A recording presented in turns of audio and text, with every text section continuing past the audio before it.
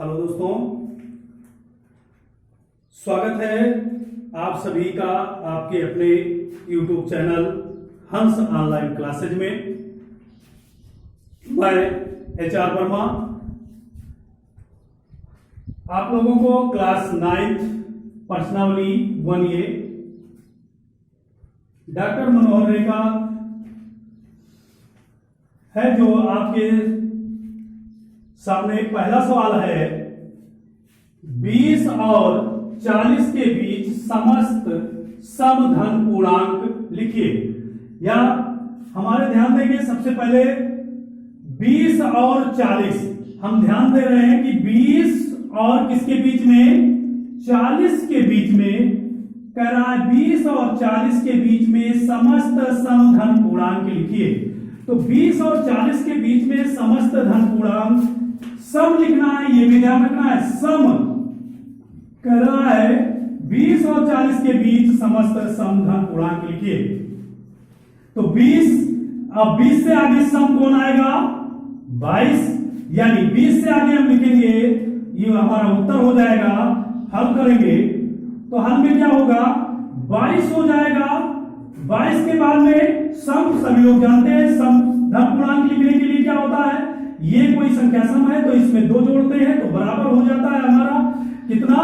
जैसे ये 2 है तो 2 में 2 जोड़ेंगे तो कितना हो जाएगा, 4। यानी समधन पूर्णांक आएंगे तो हम कितना जोड़ते चले जाएंगे, 2 जोड़ते चले जाएंगे। तो 22 और 2 24 हो जाएगा, 24 और 2 26 हो जाएगा, 26 2 28 हो जाएगा, और 28 2 30 हो जाएगा, और 30 2 32 हो गया, 32 2 आपका कितना हो गया, 34 हो गया, 34 2 38 हो गया। अब जैसे तो जोड़ेंगे 40 हो जाएगा। लेकिन क्या कह रहा है क्वेश्चन में, कह रहा है कि 20 और 40 के बीच समस्त समधन पूर्णांक लिखिए। तो 20 और 40 के बीच में हमारा समस्त धन पूर्णांक हमारा ये आ गया। ये हमारा क्या हो गया, आंसर हो गया।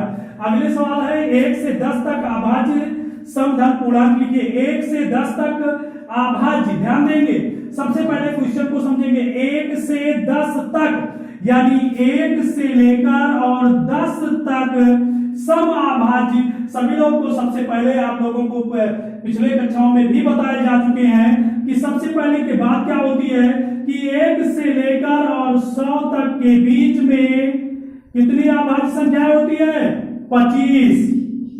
1 से 100 के बीच में 25 अभाज्य संख्याएं होती हैं, और 1 से 50 के बीच में कितनी अभाज्य संख्याएं होती हैं, 15 होती हैं। तो आप ध्यान देंगे कि 1 से 10 के बीच में कितनी होती है, तो 1 से 10 तक अभाज्य धन पूर्णांक लिखिए। तो 1 से 10 के बीच में अभाज्य धन पूर्णांक लिखने के लिए बेटा सबसे पहले 2 जो सम है लेकिन अभाज्य है। 2 क्या है, सम है लेकिन अभाज्य है। तो 2, उसके बाद में आपकी अगली संख्या आती है 3, उसके बाद में अगली संख्या कौन आ जाती है, 5 जो स्वयं से कटेगी और किसी संख्या से नहीं कटेगी। फिर कौन हो जाती है, 7 हो जाती है। और जैसे आप देख रहे हैं कि 1 से 10 तक अभाज्य धन पूर्णांक लिखिए। तो 1 से 10 के बीच में हो गया, ये आपका हो जाएगा आंसर। अगला सवाल क्या कह रहा है बेटा, ध्यान देंगे 2a + 1 का कर्मानुयायी पूर्णांक लिखिए। तो 2 कर्म अनुयायी कहना है, कर्म अनुयायी यानी कर्म से चलने वाली संख्या। यानी जैसे मान लीजिए 2 है तो 2 के बाद कौन सी आएगी, 3 संख्या आएगी। 3 के बाद कौन आएगी, 4 आएगा, 5 आएगा, फिर कौन आएगा, 6 आएगा। यानी ऐसी इसी प्रकार संख्याएं आती रहती है। अब ध्यान दीजिए कि अगर हम मान लेते हैं 2, एक के स्थान पे अगर मान लीजिए 1 है तो 2, एक के स्थान पे क्या ये लिखा हुआ है, यहाँ पर 1 मान लेंगे तो 1 हो जाएगा, और +1 तो 2 को एक बार ले जाएंगे, 2 एक कम 2 हो जाएगा, और +1 कितना हो जाएगा, 3 हो जाएगा। अब इसके अनुयायी चलेंगे तो ये के जगह पे क्या माने हुए हैं, 2 माने हुए हैं, और क्या इसके जगह पे क्या करेंगे, 3 है। तो जैसे 2 के बाद में 3 अब 3 आया, 3 के बाद में कितना लाना है, 4 लाना है, तो 1 ही जोड़ेंगे। तो ये ध्यान रखेंगे बेटा कि सबसे पहले कर्म अनुयायी जब कभी भी पूछा जाता है तो उसमें केवल +1 कर दिया जाता है। क्या कर दिया जाता है, तो 2a, ध्यान दें 2a + 1 का कर्मा अनुयायी संख्या जो होगी वो क्या हो जाएगी 2a प्लस 1। ये तो हमारा हो गया 2a प्लस 1, लेकिन हमें जोड़ना क्या है प्लस 1, क्योंकि संख्याओं में ये हम जोड़ते रहते हैं। तो ये हमारा उत्तर हो जाएगा। क्या हो जाएगा, जैसे मान लीजिए ये 3 आ गया, इतना पूरे का मान 3 आ रहा है तो प्लस 1 जोड़ते हैं तो 4 आगे जाएगा। इतने का मान अगर 4 आता है तो प्लस 1 जोड़ेंगे तो 5 हो जाएगा, 5 हो जाएगा। अगर इसका मान पूरे का कितना आता है, इतने का मान अगर आ जा रहा है हमारे पास से 5, तो 5 जोड़ेंगे, 5 में 1 जोड़ेंगे तो 6 हो जाएगा। इसी प्रकार हमारी संख्याएं क्या होंगी, बढ़ती चली जाएंगी, क्रम के साथ में सीरियल वाइज बढ़ेंगी। अब ध्यान दे बेटा, इसमें कह रहा है 2/3, क्या कह रहा है 2/3 का योगात्मक प्रतिलोम ज्ञात कीजिए। तो आप लोग जानते हैं पढ़ाया गया योगात्मक प्रतिलोम, यानी योगात्मक प्रतिलोम मतलब ये आपका आ रहा है कि जो लिखी होती है संख्या उसी का सेम उल्टा होता है, अर्थात योग करने कितना है 0 है, योग करने क्या आ जाए 0 आ जाए। तो मान लीजिए हम सभी लोग पहले ही जान चुके होंगे कि 2/3 लिखा हुआ है, तो 2/3 में कितना हम जोड़े कि 0 आ जाए। तो 2/3 में हम क्या जोड़ेंगे माइनस, क्या जोड़ेंगे 2/3। देखो तो इसका उत्तर क्या आ जाएगा 0 आ जाएगा। तो इसी प्रकार हमारा क्या हो जाएगा, संख्या हो जाएगी, कौन सी संख्या होगी, यानी 2/3 का योगात्मक प्रतिलोम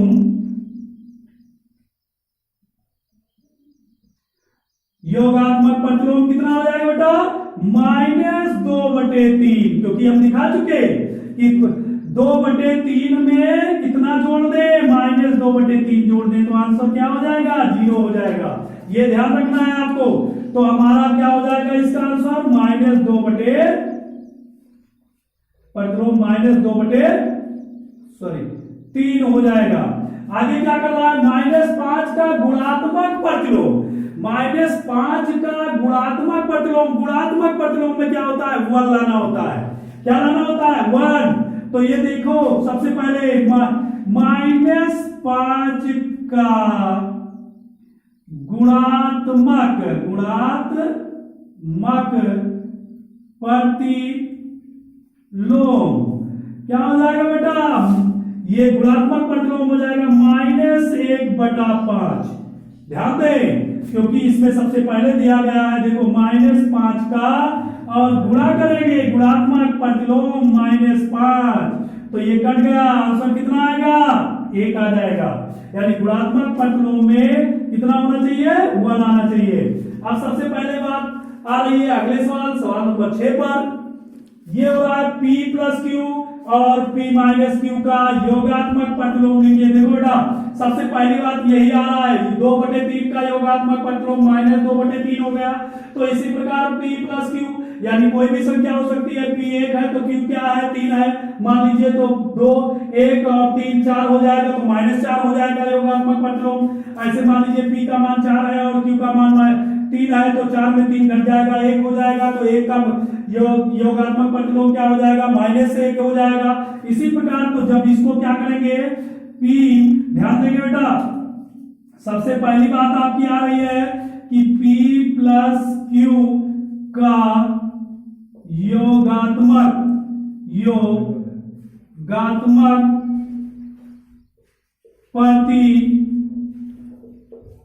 योगात्मक प्रतिलोम क्या हो जाएगा, केवल हमें माइनस लगा देना है, क्या हो जाएगा P + Q और P - Q का योगात्मक प्रतिलोम क्या हो जाएगा -P - Q। इसको P - Q इसको क्या लिख सकते हैं या देखिए माइनस से इसे मल्टीप्लाई करेंगे तो ये हो जाएगा Q माइनस प्लस, तो Q प्लस P पे क्या हो जाएगा यहां हो जाएगा माइनस, ये प्लस हो गया बेटा, Q को आगे लिख लेते हैं और हो जाएगा ये -P, ये भी लिख सकते हैं। आंसर हो गया आपका फिर आगे कह रहा है यक्स के किस मान के लिए इतना और गुणे इतना कथन शक्ति है। तो आप देख के बता सकते हैं, क्योंकि ये क्या है, गुणन का कौन सा नियम है, सहचर्य नियम है। गुणन का कौन सा नियम फॉलो कर रहा है, सहचर्य नियम। क्योंकि 5 देखो, 5 को 5 लिखा हुआ है, 3 के स्थान पे 3 और x के स्थान पे 2, तो इसको हम लिख सकते हैं x बराबर 2। ये हमारा आंसर हो जाएगा। अगर इस पे संतुष्ट नहीं होते हैं या अगर नहीं समझ में आ रहा कैसे आ गया, तो ये लिख लेंगे 5 गुणे लिखा हुआ है ब्रैकेट में 3 गुणे 2 और क्या लिखा हुआ है बराबर 5 ब्रैकेट में 3 गुणे क्या लिखा हुआ है x। ये देखें 5 3 दूनी 6 और 6 पंचे 30 बराबर 5 आए 15 और गुणे में क्या हो जाएगा x। तो x को यहाँ रोक लेंगे, 75 करेंगे तो 30 बटे क्या हो जाएगा 15 हो जाएगा, 15 दूना 30, तो ये x बराबर कितना आ जाएगा बेटा 2 आ जाएगा।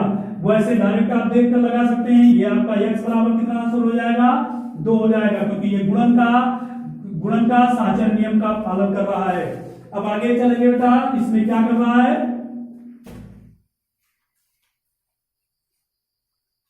ये ध्यान देंगे। 8वां क्वेश्चन कह रहा है कि पूर्णांकों में ऐसी कौन सी संख्या है जो स्वयं की योज्य प्रतिलोम होती है। तो सभी लोग जानते हैं स्वयं की योज्य प्रतिलोम, चाहे प्लस या माइनस, 0 ऐसी एक ही संख्या है जो क्या होती है स्वयं की योज्य प्रतिलोम होती है। तो इसका योज्य प्रतिलोम क्या हो जाएगा 0, अर्थात क्या हो जाएगा 0। अब आगे बढ़े, ये हमारा आंसर हो गया। आगे बढ़ रहे हैं, यदि ये एक समधन पूर्णांक है तो बताइए कि संख्या ये -1 और ये +1 सम है अथवा विषम। तो देख लेते हैं बेटा सम निकल रहा है कि विषम निकल रहा है। कह रहा है ये एक समधन पूर्णांक है, तो मान लीजिए ये बराबर हम क्या ले सकते हैं 2 ले सकते हैं, सम 4 ले सकते हैं और क्या ले सकते हैं सम के स्थान पे लेना है 6 ले सकते हैं और क्या 2 जोड़ते चले जाएंगे 8, फिर क्या ले सकते हैं 10, ऐसे dot dot dot dot dot कुछ भी ले सकते हैं, लेकिन सम होना चाहिए। अब मान लीजिए यहां पर हमने क्या ले लिया a बराबर क्या ले लिया 1, जब क्या ले लिए a बराबर 2 ले लिया।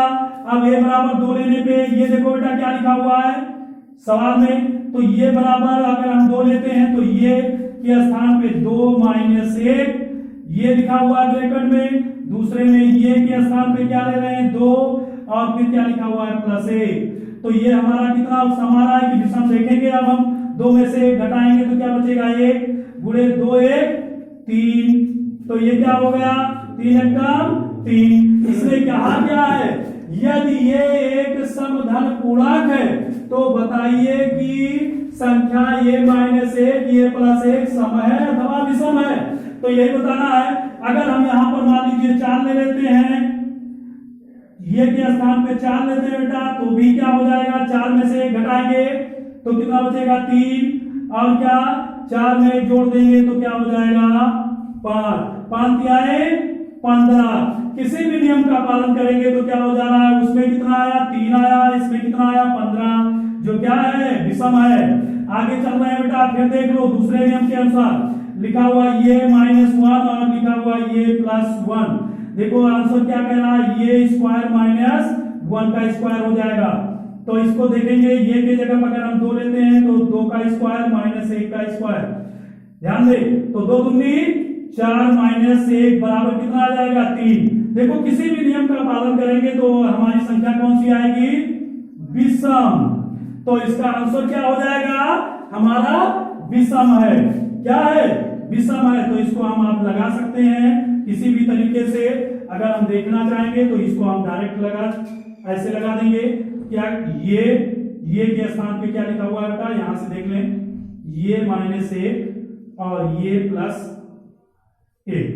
अब देखें ये के स्थान पे हमने क्या रख दिया सम रखना है, कोई भी संख्या रख सकते हैं -1 और इसको 2 और +1। तो ये हमारा हो जाएगा 2 में से 1 जाएगा 1 घट जाएगा और 2 1 3 हो जाएगा बराबर 3।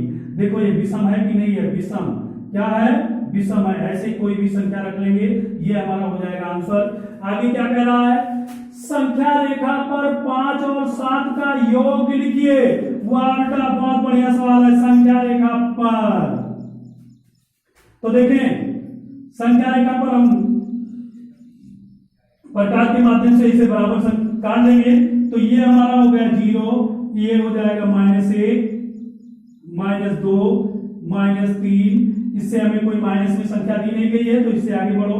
ये हो जाएगा 1, 2 इधर प्लस में आएगा, 3 और ये हो जाएगा 4, ये हो जाएगा 5, ये हो जाएगा 6 और आगे बढ़ते चले जाएंगे बेटा।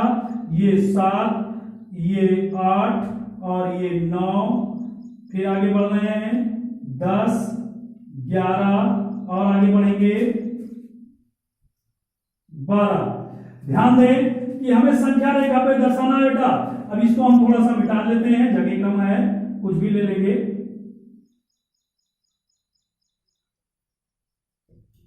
इसको हटा लिए हैं बेटा। संख्या कौन सी आएगी, विषम आएगी, लगाने का आपको मालूम हो गया। ऐसे बढ़ जाएंगे तो ये हो जाएगा 13। अब ध्यान दें, कह रहा है 5 और 7 का योग। तो सबसे पहले हम यहां से उठाकर किस पे जाएंगे, 5 पर जाएंगे। तो ये हमारा क्या हो गया, 5 हो गया, प्लस में है बेटा, ध्यान देना, धन में। और फिर कितना जाना है, 7। तो 1, 2, 3, 4, 5, 6, 7। फिर हम चलेंगे किस पर जाएंगे, 7 संख्याएं लेंगे। कितना लेंगे, 7। तो ये +7 हो गया। अब इसका योग कितना आएगा, 0 से उठाना था बेटा, ये ध्यान दीजिएगा, 0 से उठाना था। अब 0 से लेकर और यहां तक हम किस पे गिर रहे हैं, 12 पर। तो हमारा आंसर कितना आ जाएगा, 12। कितना आंसर आ जाएगा, 12, क्योंकि 5 यहां और 7 इधर। कितना आया, 12।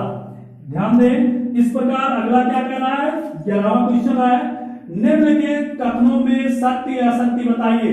यानी इसमें छांटना बताना है कि हमें कौन सा सत्य है, कौन सा असत्य है। तो देखिए, 2 धन अभाज्य पूर्णांकों का गुणन सदैव अभाज्य होता है।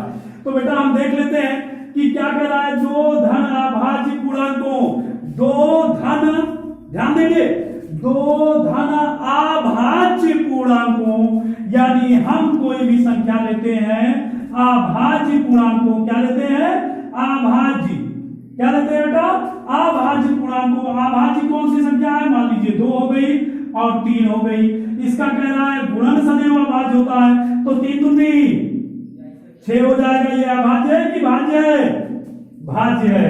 ये क्या है, भाज्य है।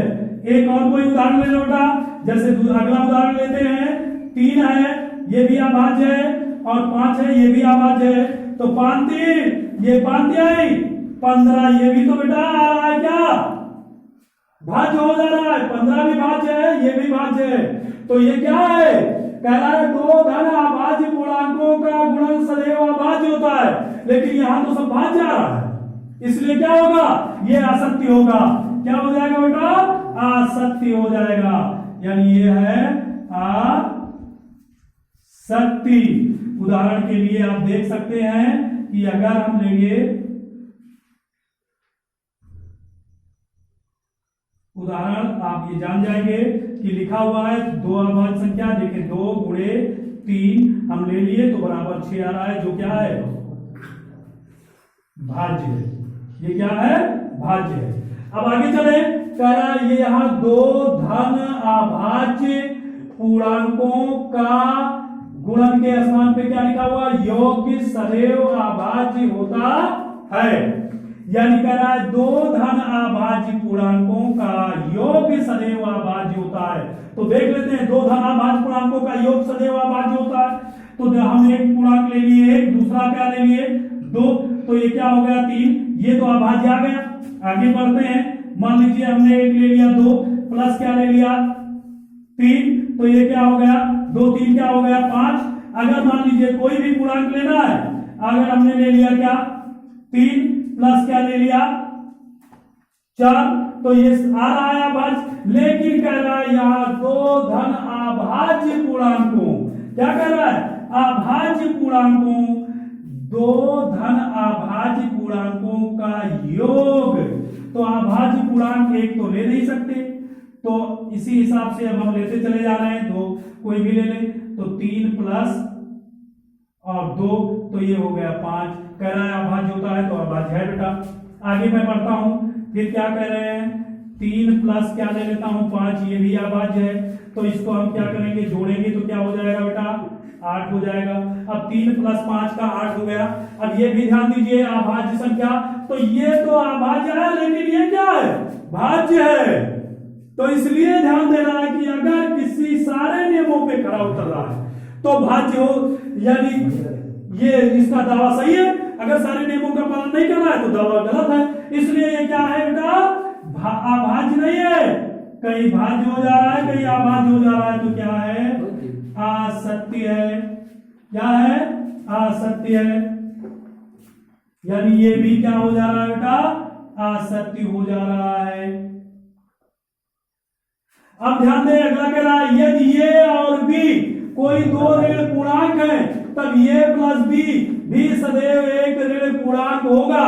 तो ये सदैव ऋण पूर्णांक होगा अगर मान लीजिए ये बराबर -1 कोई ऋण पूर्णांक है और बी बराबर हमारा -2 कोई ऋण पूर्णांक है, तो इनका योग क्या होगा, ये, तो ये के स्थान पे क्या लिख लेंगे, -1 प्लस योग -2, तो इसको ले लेंगे -1 -2 बराबर क्या हो जाएगा -3। देखो ऋणी में ही आया इसलिए ये क्या हो जाएगा, सत्य हो जाएगा। क्या है, सत्य है।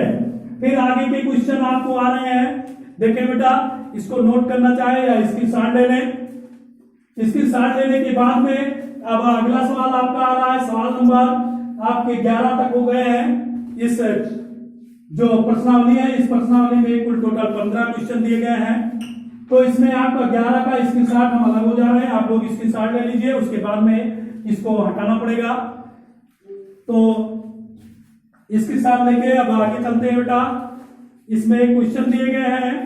अगला क्वेश्चन है कि यदि ए एक धन पूर्णांक है तो दिखाइए कि संख्या, इसमें देखो बेटा स्क्रीनशॉट हो चुका है, तो आगे बढ़े। अब आगे यहां से हम बढ़ रहे बेटा, तो ये देखें,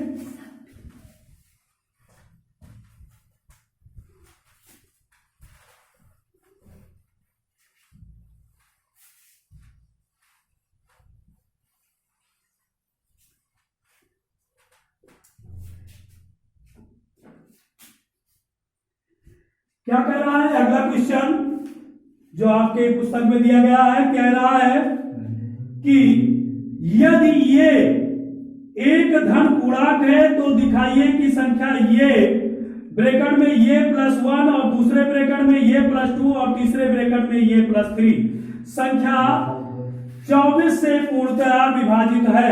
संख्या 24 से पूर्णतया विभाजित है।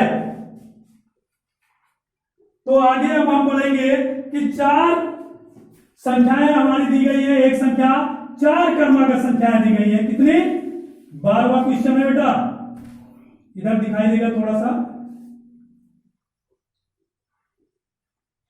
कितने दिए गए हैं, 4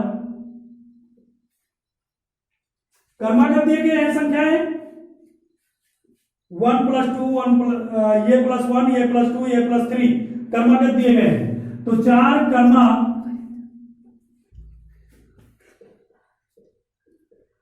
संख्याएं हमारी दी गई है, ये दूसरी दी गई है ये +1 और तीसरी दी गई है ये +2 और अगली दी गई है ये +3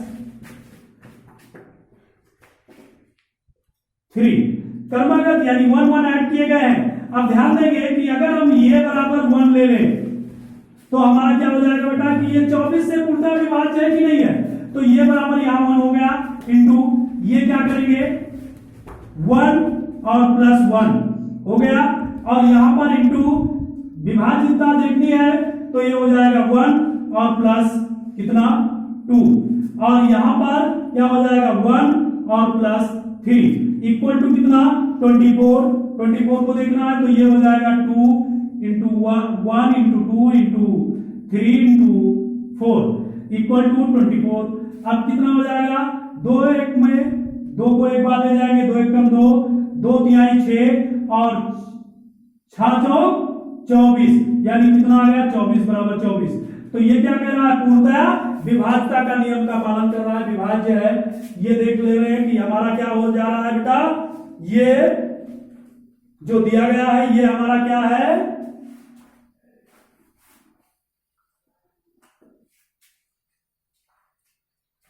ये 24 का विभाज्य है। तो ये आगे अगला सवाल हमारा कौन सा है, दिया गया है, अगला सवाल है सवाल नंबर 13। यदि ये एक समधन पूर्णांक है और b एक विषम धन पूर्णांक है तो बताइए निम्नलिखित संख्याओं में से कौन सी सम होगी, कौन सी सम होगी। तो इसमें ध्यान देना है बेटा कि कौन कौन सी संख्याएं सम होगी। एक संख्या सम है, दूसरी संख्या विषम है, तो इसमें कौन सी संख्या सम होगी। तो ये सवाल नंबर 13 ये क्या कह रहा है, ये क्या है, सम है, ये सम है, और बी क्या है, विषम है। अब इन दोनों पे ध्यान देंगे, ये सम है और बी विषम है। तो इसमें दिया है ये स्क्वायर बी स्क्वायर और ये प्लस बी, दिया है ये स्क्वायर कॉमा बी स्क्वायर, ये प्लस बी, और अगली संख्या दी गई है ये गुणे बी, ये गुणे बी, और आगे दी गई है ये और ये प्लस 1, तो ये हो जाएगा ये और ये प्लस 1। आगे संख्या दी गई है b और b प्लस 1, दिया गया है b और ब्रैकेट में b प्लस 1। इनमें से कौन सी संख्या सम पूछ रहा है। यदि ये एक सम धन पूर्णांक है और b एक विषम धन पूर्णांक है तो बताइए कि निम्नलिखित संख्याओं में से कौन सी संख्या सम होगी। हमें केवल सम संख्या बताना है। तो ध्यान दे बेटा, ए क्या है, सम है, तो सम का स्क्वायर सम ही आएगा, यानी 2 का स्क्वायर अगर मान लें ये सम है तो सम का स्क्वायर यानी 2 का स्क्वायर क्या हो जाएगा, 2 दूनी 4 आएगा, यानी हमारी संख्या कौन सी होगी, सम संख्या में कौन आ जाएगा, ये स्क्वायर आ गया बेटा। अब ध्यान दें आगे चल रहे हैं, बी स्क्वायर यानी अगर हम 3 है तो 3 का स्क्वायर करेंगे 3 त्रिका 9 विषम आ जाएगा, क्या आ जाएगा, विषम आ जाएगा। तो ये हमारी संख्या नहीं हो पाएगी। फिर हम क्या करते हैं, ये बराबर हमने क्या माना है, देख यहां ध्यान देंगे थोड़ा सा कि हमने क्या किया है, ये बराबर हम क्या मान लेते हैं 2 और b बराबर क्या मान लेते हैं 3 विषम। तो यहां पर देखें a के स्थान पे a स्क्वायर 2 दूनी 4 सम ही आ जाएगा, यहां कर रहा है b स्क्वायर तो 3 त्रिका 9 विषम आ जाएगा, a प्लस b यानी 3 2 5 क्या हो जाएगा, विषम हो जाएगा, यानी ये भी संख्या हमारी सम नहीं है, ये भी संख्या हमारी सम नहीं है। फिर क्या कर रहा है, ये गुणे b तो यानी 3 दूनी 6 सम आ जाएगा, यानी ये गुणे b ये सम है, ये भी हमारी संख्या क्या आ गई, सम आ गई। अगला सवाल है, ये कौन सा सवाल नंबर 13, नहीं अभी इसमें दिखाना है कि ये सम है कि नहीं है। अगर यहां पर 2 हो गया तो 2 है और ये हो जाएगा 2 प्लस 3, तो ये भी सम और विषम का गुणा हो जाएगा तो भी सम ही आएगा, यानी 2 और 3 नहीं 1, ये हो जाएगा 3 3 दूनी 6, यानी ये भी हमारा हो जाएगा ये और ये प्लस 1। और अगला आगे बढ़ेंगे बेटा, b के इक्वल टू 3 हमने लिया 3 और ये हमारा हो जाएगा तो ये भी हो जाएगा b और b प्लस 1, यानी ये हमारे सम हो जाएंगे। 2 संख्याएं हमारी क्या हो जा रही है, कट जा रही है। तो ये हमारे क्या है, सम है। अगला क्वेश्चन है, धन पूर्णांकों के किन गुणधर्मों के अंतर्गत निम्नलिखित कथन सत्य है। इसमें कथन सत्य और असत्य बताना है। अब ध्यान देंगे बेटा, इसका स्क्रीनशॉट ले लें फट से। अब सत्य और असत्य बताना है। सवाल नंबर आपका 14 है। 14 में क्या दिया गया है, 14 का सवाल नंबर है। 14 में सबसे पहले दिए गए हैं आपके सवाल कि कौन सा सवाल दिया गया है, इसमें ध्यान देंगे। दिया गया है ये 3 गुणे, ये दिया गया है 3 गुणे, पुस्तक को ले लेते हैं इससे अच्छा। ये लिखा हुआ है गुणे 7 बराबर ये दिया गया है 3 गुणे 8 प्लस 3 गुणे 7 ये दे दिए गए हैं, यानी इसको यहां पर प्लस है बेटा, यहां पर प्लस होगा क्योंकि ऐसा नियम ही नहीं फॉलो कर पाएगा, ये प्लस में जाएगा। और अगला सवाल दिया गया है बी दे दिया गया है 3 प्लस 5 प्लस 9 इक्वल टू दिया गया है 3 प्लस 5 ब्रैकेट देखिए पीछे से ब्रैकेट इधर आगे कर लिए गए हैं और ये प्लस 9 हो जाएगा, अपने आप साफ रहेगा। और ये दिया गया है सी क्वेश्चन दिया है, ये दिया गया है 3 into 2 और तो ये क्या कर दिया गया है, कर्व में कर दिया गया है 2 into 3 कर दिया गया है। फिर अगला दिया गया है डी, ये क्वेश्चन दिए गए हैं 3 into 5, तो 5 के स्थान पे ये कोई संख्या मान ली जाती है जो अलग, तो ये into 5, तो ये कौन से नियम का, तो ये बराबर आप लोग समझ ही गए होंगे कि 3 हो जाएगा, तो ये कौन सा नियम का पालन कर रहा है। तो ध्यान दें बेटा, अब आप इसमें ध्यान देंगे सबसे पहले कि ये कौन सा नियम है, ये ध्यान से बहुत पूर्वक देखिएगा। ये कह रहा है गुणा है लेकिन जोड़ भी है, गुणा है और क्या है, जोड़ भी है। तो योग का गुणन का कौन सा नियम है, योग का गुणन का क्या किया गया है, इसमें वितरण कर दिया गया, देखो बांट दिया गया है। 3 के साथ किसका गुणा कर दिया गया, 8 का, और 3 के साथ किसका गुणा किया गया, 7 का। देखो 3 गुणे 8 प्लस 3 गुणे 7, यानी आंसर तो दोनों तरफ एलएचएस और आरएचएस हमारे बराबर आएंगे, लेकिन ये गुण योग का गुणन का किसका नियम है, वितरण नियम है, वितरण नियम है। इसमें ध्यान दें योग है लेकिन ये क्या कर दिया गया बेटा, का साहचर्य नियम का पालन कर रहा है। देखो ब्रैकेट को यहां पीछे का उठा के आगे 2 अंकों को ले लिया गया, तो ये किसका, योग का साहचर्य नियम है, योग का साहचर्य। और ये क्या कर रहा है, कर्म को चेंज कर रहा है, तो गुणन का क्या है, गुणन किया गया बेटा, गुणन का कर्म विनिमय नियम है, कर्म विनिमय नियम है। ये कौन सा नियम है बेटा, देखिए अपने आप देख रहे हैं 3, तो 3 लिखा हुआ है ये के स्थान